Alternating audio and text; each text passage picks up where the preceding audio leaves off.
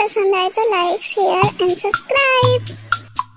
एक छोटे गांव में रहने वाला विक्रम अपने पिता के साथ अपने खेतों में काम करता था।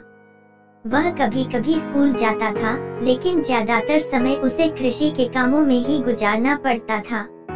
वह बहुत मेहनती और सच्चा लड़का था, लेकिन उसके पास कोई दोस्त नहीं था। एक दिन गांव में एक नया पुलिस अफसर आया। उसका नाम अनुराग था। वह बहुत ही सख्त और कठोर था और उसे लोगों के बीच बदमाश पुलिस के नाम से जाना जाता था। अनुराग ने कई बार लोगों को गांव में अनियंत्रित तरीके से पकड़ा है और उन्हें दंडा भी दिया है। अनुराग का मुख्य ध्यान गांव में चल रही अवैध शराब के ठेकों की ओर था।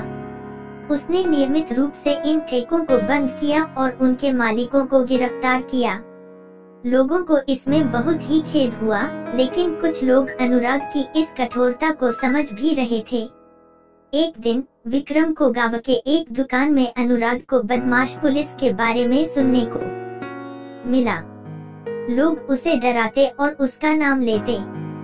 विक्रम को इससे अनुराग के प्रति असहमति होने लगी। अनुराग ने कई बार विक्रम के खेतों में इसका जांच करने का प्रयास किया, लेकिन वह जरा भी सफल नहीं हुआ। विक्रम ने इसके बारे में अपने पिता से बात की और उन्हें अपने हक के लिए लड़ने के लिए कहा। एक दिन विक्रम के खेत में अनुराग ने फिर से इसकी जांच की।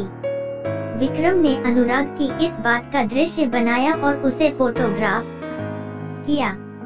उसने अनुराग को उसकी बुरी कार्यवाहियों की सख्त सजा देने की धमकी दी। अनुराग को विक्रम की यह धमकी बहुत ही डरावनी लगी और वह उसे गिरफ्तार करने का फैसला किया। उसने विक्रम के खेत में पकड़ लिया और उसे जेल भेज दिया। इस घटना के बाद लोगों की आंखों में विक्रम की बड़ी आंखों वाला विश्वास बढ़ गया। उन्होंने विक्रम को एक नया उत्साह और सम्मान दिया।